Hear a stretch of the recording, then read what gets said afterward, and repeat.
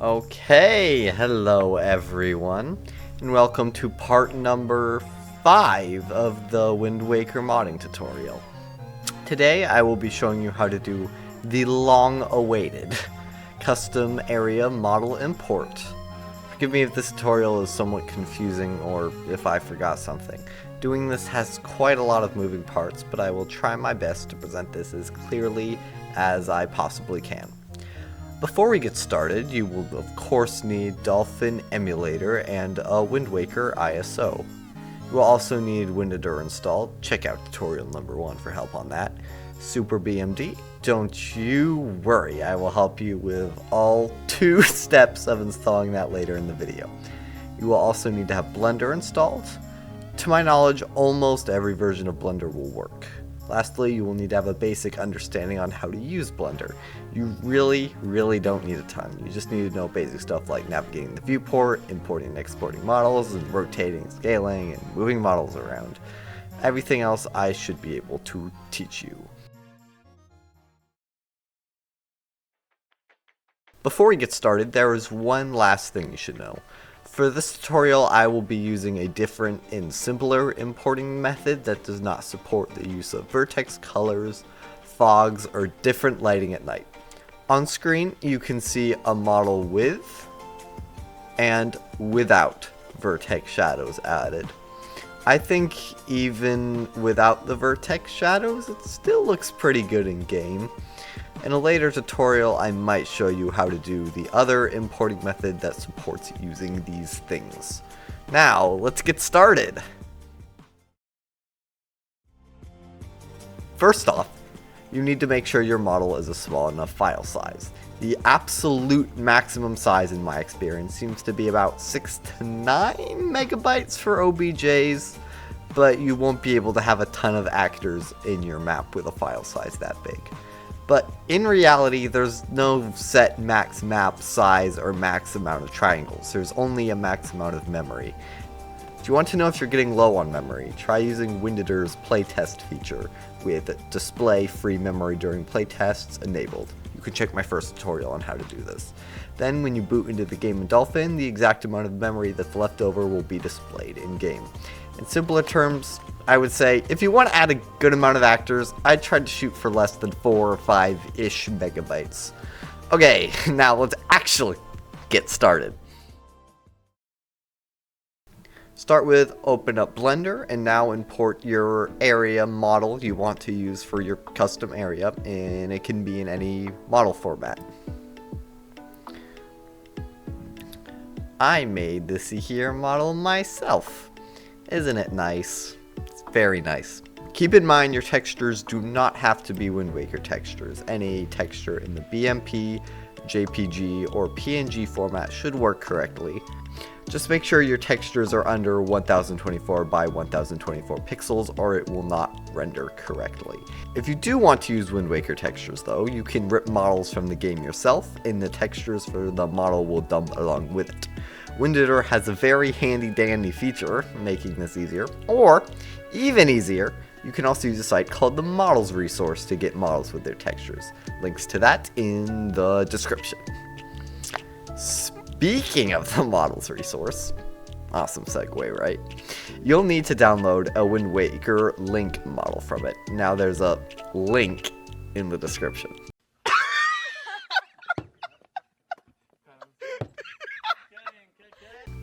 I'm so clever with these jokes, right? Okay. Now let us head to that link.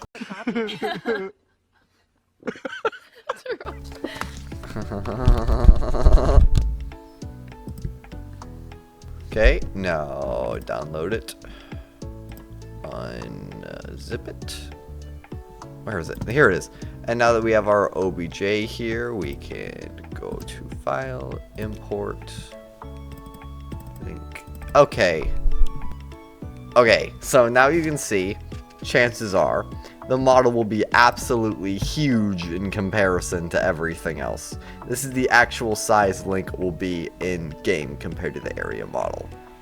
Real quick, I'm going to make things easier and click Ctrl and J at the same time to combine all the link meshes into one.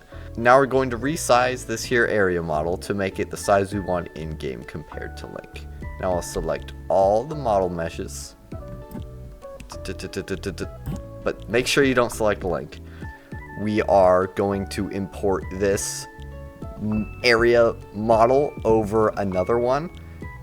So, and at the bottom of certain levels, there is a blue plane on the bottom that you can walk through, which is like a fake water to represent water. And it's about, you see this line here? This is where it would be, this grid.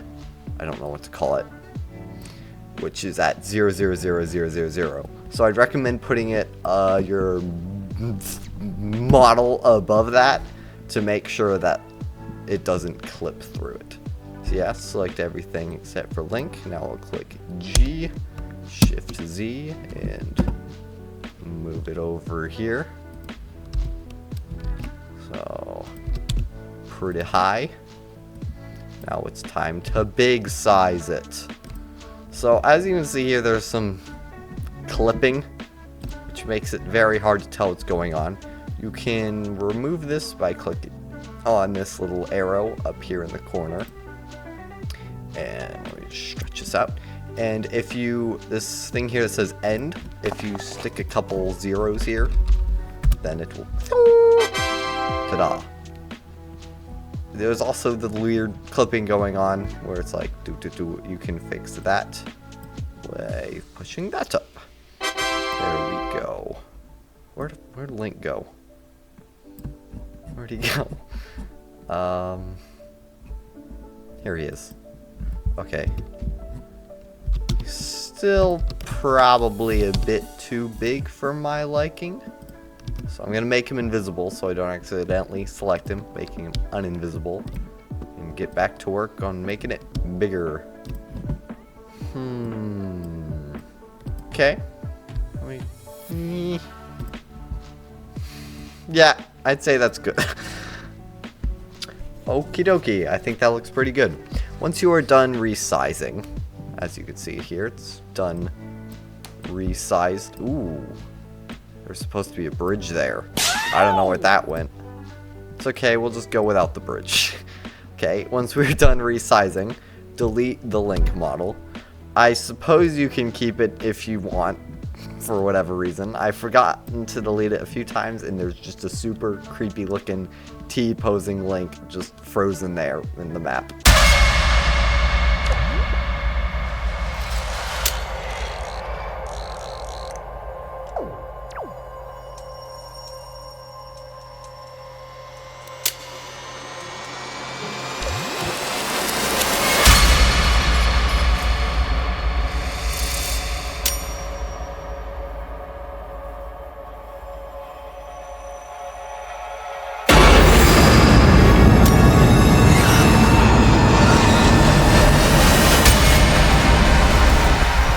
So, I'd remove it.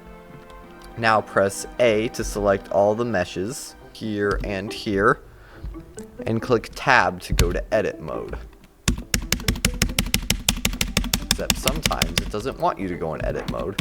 So, unselect everything, then select it again, and that happens to me sometimes. I don't know why. Okay, now you'll have everything selected here, so go to Mesh up here. Scroll down to clean up and delete loose. This will prevent an error that may or may not happen later on, but it's super simple to do, so just go ahead and do it. Do it! Okay, as long as there are no errors or problems later on. Keep in mind, there is definitely a chance for there to be errors and problems later on. I'm going to go through how to fix any possible errors at the end of the video. We are almost done with Blender. Okay, now head down to the description and download the latest version of the Renal Y2 fork of SuperBMD. Hope I pronounced that right. Renal Y2 if you're watching. I apologize if I did not. The latest version at the time of making this is version 2.4.7.1, and just download the zip. Extract it. Okay. And here it is. It should look like this. So now head back to Blender. Go to File. Export. And OBJ. Make sure to check triangulated mesh before you export anything. If you don't, that also might cause issues later on, so check it, guys. And then you head down to SuperBMD. Make sure it's the same folder as SuperBMD.exe. Make sure you export it to that folder, and then export it. Now here you should see win-test-tut-copy2.blend.obj. Of course, it won't always be named that, but I just named it that for this video. Okay, now I'm also going to export a day from Blender. This isn't because I'm going to use the day, it just exports all the textures there. Now head to File Explorer, and then in the SuperBMD folder, and you'll see your model and all your textures there. And you don't necessarily need to have all the textures there. I've just found it sometimes causes issues if you don't, so I'd recommend just playing it safe and putting all the textures in your SuperBMD 2.4.7.1 folder. You can delete the day if you want, if you can somehow find it in here. Oh, there it is. Now click down, hold it down your OBJ, and drag it all the way over to SuperBMD pause.bat. You can also drag it into the exe file, but if you use the exe and you get an error, the errors will only stay on screen for like half a second, so you won't really have much time to read them. Once the OBJ is dragged onto the .bat, a window will pop up and it will convert the OBJ to BMD. The conversion process usually takes about 6 to 30 seconds, really not any time, and it definitely will not take any longer than 2 minutes. If you get any errors, then really do not worry. We'll go over those at the end of the video. Okay, we are almost done. Now open Winditor, wherever I went ahead and stuck it. There we go.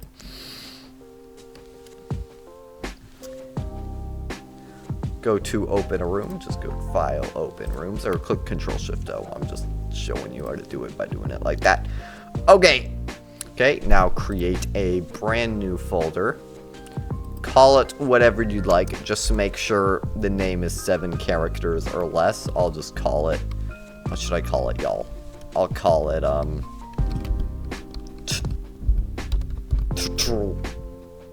that's supposed to say tutorial, but I can't fit it, so I'm just doing Turial or Tural or whatever. I'm supposed to say, you get it. Okay, now find the map you want to use as a base. For my area, I will use Umikz. I did not say that right, I'm sure.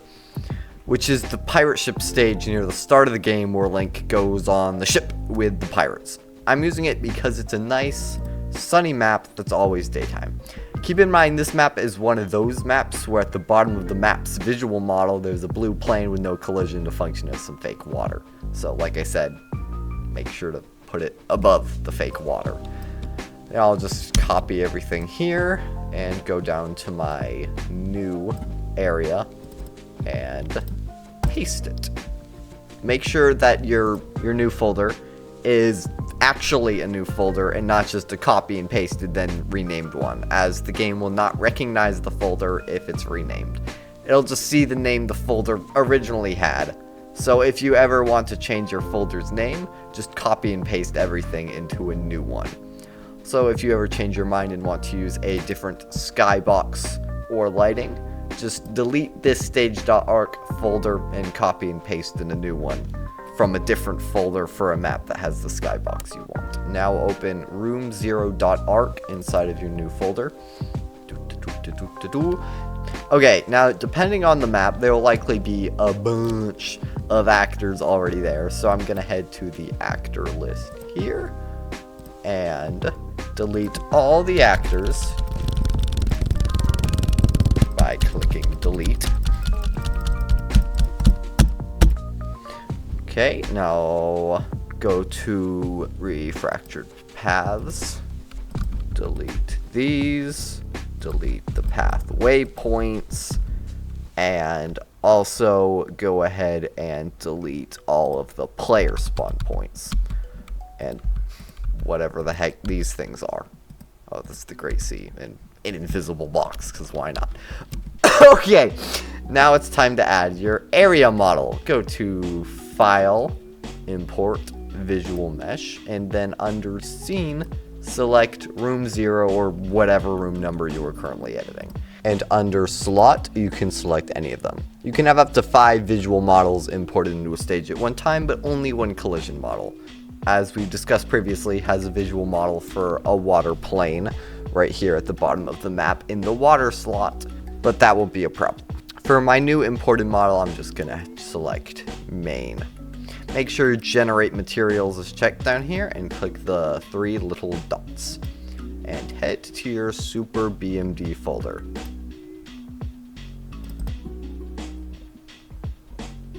Click on your new BMD and then click import.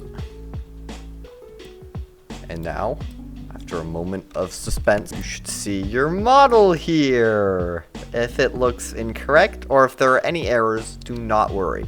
I'll go over troubleshooting at the end of the video. There's my underwater bridge that I never fixed.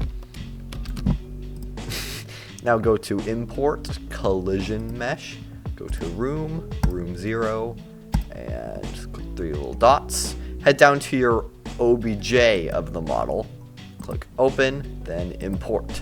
Go to collision editor and you should see your collision here. Again, don't worry if there are any errors, we'll go over them at the end of the video.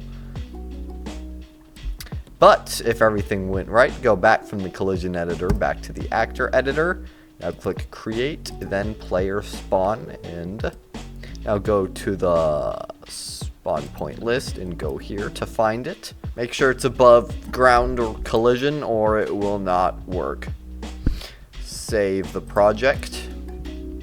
And now it's time for the moment of truth. The model still collected, playtest. Gonna speed up while the game is loading and ta-da! You are now in your new model. Oh look, I have it stretched to widescreen. Doesn't that look awful? It's quite pretty, like it's supposed to be. If it froze while loading, just try to close Dolphin and run the playtest again. Sometimes you need to do it multiple times. Winditor can be very, very janky at times. If you have display free memory during playtest turned on, you'll know that it crashed while loading because the numbers to the right of the screen will stop changing. Now, for a perfect segue into our troubleshooting section. There, spin attack. If after trying for a bunch of times it still keeps crashing, it could mean 3 things. Most likely, it means that there's an issue with a spawn point. Try only having one spawn point, make sure it's above collision, and have it be set to these values if you're importing into room 0. If that doesn't work, it could also mean the 3D model you are importing is too big a file size or you have too many actors loaded. Okay, now I'll talk about potential issues with converting your OBJ with SuperBMD. If you get an error that says a face in mesh has less than 3 vertices, loose vertex or edge, you need to remove it. It usually means that you forgot to delete loose vertices earlier in the tutorial and you were unfortunate enough that it started causing issues. You can fix this in Blender by pressing it here and here. Select all the meshes and click tab to go to edit mode. So say to select all these again. Here in the corner there should be a little tab that says mesh, then scroll down to cleanup and delete loose. If you see things removed here, it probably means it worked, but it still might not. If it still doesn't work, there's probably some kind of problematic mesh. And if you aren't sure what the issue with the problematic mesh it talked about could be, I'd recommend trying to delete the mesh and see if that fixes the issue, then go from there. Now export as in OBJ and make sure the OBJ is made something different than what it was before fixing the issue. Like what? What OBJ.obj. if you get an error saying that a texture is missing, make sure that your texture with exactly the same name as the one it mentioned is in the SuperBMD folder with superbmd.exe, and then try it again. If you get an error saying that a texture is in the wrong format, not a BMP, JPG, or PNG, then in Blender, swap out the material with an incorrect texture with a correctly formatted one. You could do this by selecting the material that's causing issues, and then go to base color, yellow, image texture, and then select a new one. Now for potential issues with the model after being imported into Winditor. If the visual and/or collision model has holes, gaps, missing triangles, stuff like that, there are two potential fixes. It can either mean you forgot to triangulate the mesh. You can do this by when exporting your OBJ. Check triangulate mesh and export your OBJ. Make sure the OBJ is named something different than it was before fixing the issue. This is sometimes the problem, but much more likely is that you need to flip certain faces orientations. To do this, in Blender, click on the drop down arrow up here and check face orientation. The faces will only be visible / collision in game and in Winditor on the blue half of the faces. So as you can see, it's blue on the top, red on the bottom, and the red half will not show in game. So you need to select the faces orientated incorrectly in edit mode and click Alt and N at the same time, then hit flip. You can just go through mesh. You can also select individual triangles. You don't have to select an entire mesh. Just Alt N, edit mode, Alt N. Let me fix the water. Alt N. There we go. Now export.